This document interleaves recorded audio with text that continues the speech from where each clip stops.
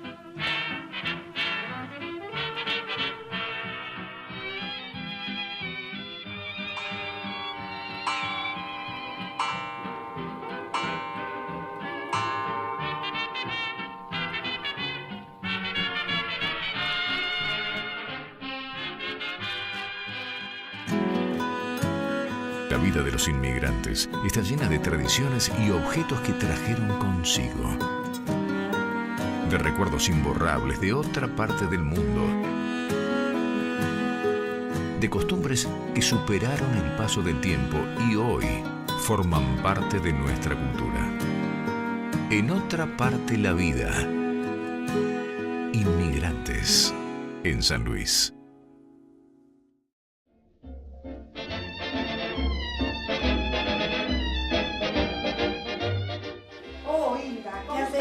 ¿Cómo estás? ¿Tanto tiempo? Sí, ¿no? Sí, gracias. Gracias por haberme invitado.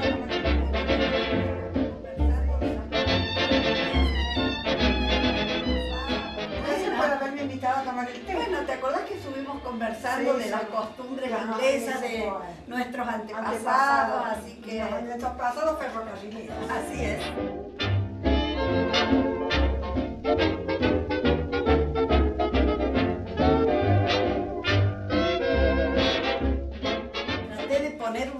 De té bastante al estilo de lo que se hacía en la casa de mis abuelos e incluso en la casa de mis padres.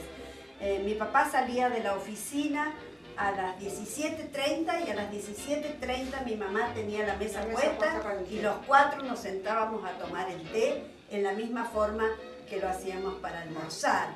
Y la mesa de té, todo el que estaba en mi casa a la hora del té se sentaba a tomar el té con nosotros. Soy Hilda Violeta Monge, nacida y criada acá en Villa Mercedes. Mis abuelos maternos eran ingleses y mis abuelos paternos españoles. Mi abuelo vino de Inglaterra a fines de 1800, contratado por el ferrocarril, era conductor de trenes, y cuando él salió de Inglaterra ya estaba de novio con mi abuela, así que como a los 2 años más o menos creo, la mandó a buscar y se vinieron a vivir a Justo Daract, donde allí empezaron a nacer los 5 hijos que ellos tuvieron y que nunca más volvieron a Inglaterra. La casa de mis abuelos ingleses era realmente como un pedacito de Inglaterra. Toda la manera de decorar la casa, las comidas, la manera misma de tomar el té, tenía que ver con toda su tradición inglesa. Bueno, acabo de preparar el té y lo he preparado siguiendo todo el ritual, digamos, de los ingleses, ¿no? Es decir, que primero calenté la tetera, después le puse una cucharadita de té por cada uno de los comensales, en este caso que somos 2, más, como se suele decir, una cucharadita para la tetera. ¿Sí? Lo que siempre uso es el cubre tetera, que se denomina Tea Cozy. En ese comedor de la casa de mi abuela, para el día de Navidad, el 25 de diciembre, sobre la mesa central se armaba el árbol de Navidad. El árbol de Navidad era siempre un árbol natural y los regalos se colgaban del árbol, y nosotros íbamos el 25 a la mañana y ahí nos daban los regalos del arbolito y nos quedábamos a comer en la casa de mis abuelos, que era el almuerzo de Navidad. Más se celebraba el almuerzo el día de Navidad que el 24 a la noche de Nochebuena. Posiblemente esta costumbre debe tener que ver con sus ancestros ingleses. En pleno invierno era más lógico tal vez que almorzaran al mediodía y no que cenaran el 24 a la noche. Mi abuelo, como decía, era conductor del tren y que vino contratado por el ferrocarril y estaba radicado originalmente en Justo Daract y después en Villa Mercedes. Se contaba que mi abuelo, en la época que venían las mangas de langostas y que, bueno, se cubría el cielo, digamos, medio se oscurecía, y las langostas invadían todo, incluidas las vías del ferrocarril, y cuando los trenes llegaban a la zona de la cumbre, comenzaban a resbalar las ruedas. Entonces lo llamaban a mi abuelo para que condujera el tren, porque se ve que era muy hábil y él lograba superar ese problema, así que él solía, es una anécdota, digamos, que se contaba en la familia.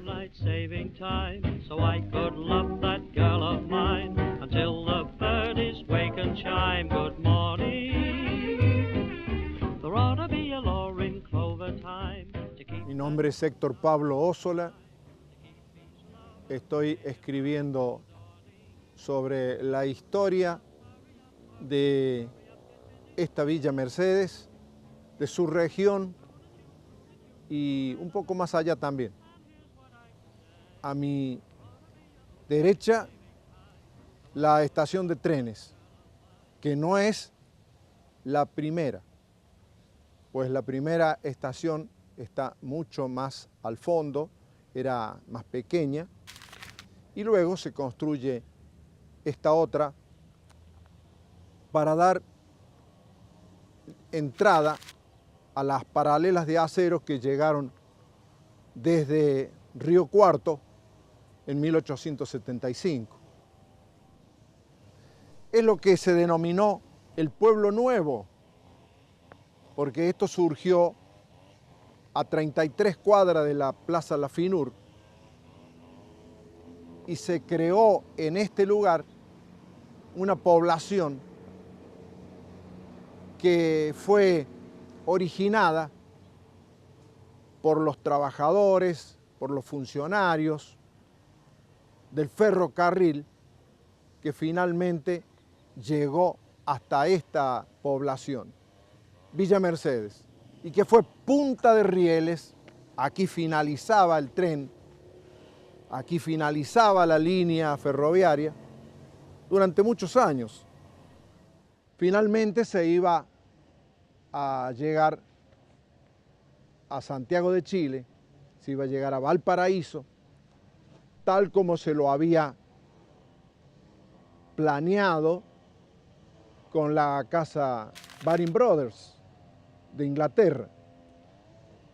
Es la razón por la que esa casa llega a contratar con el gobierno de Buenos Aires la presencia en estos lugares de un grupo de ingenieros que harían el relevamiento desde Buenos Aires hasta la cordillera de los Andes para el tendido de estas vías férreas. Mi abuelo era muy gracioso y le gustaba contar como anécdotas graciosas. Y por ejemplo, en este momento recuerdo que decía que en el pueblo donde él vivía, cuando venían los gaiteros, los chicos del pueblo iban y comían limón delante de los gaiteros, porque dice que así era como que los molestaban porque se les hacía agua a la boca y no podían tocar bien la gaita. O por lo menos los chicos creerían eso. Después sabía contar alguna anécdota que decía que en la escuela se había sacado el primer premio, pero en realidad se lo había sacado. no era que lo había obtenido por mérito propio, sabía contar él, ¿no? Él era muy gracioso.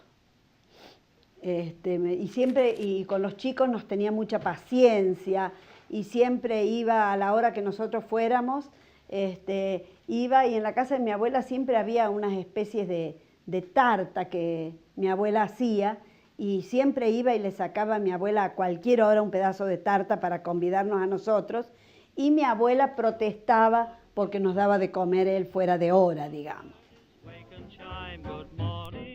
Mi abuela casi no aprendió el castellano, hablaba muy mal el castellano. Pero mi abuelo, se le notaba el acento inglés, pero era el que hacía los mandados, el que iba y venía. Bueno, y la gente del barrio Estación todavía se acuerdan algunos de mi abuelo, porque tenía un perro Fox Terrier con el que él iba a todas partes. Incluso todas las tardes iba a buscar el diario El Herald, no sé si iba al ferrocarril o frente al ferrocarril, y le daba el diario al perro para que lo trajera. Así que todo el mundo lo conocía por el inglés que llevaba el perro que tenía el diario en la boca. Era como, digamos, y además fumaba en pipa.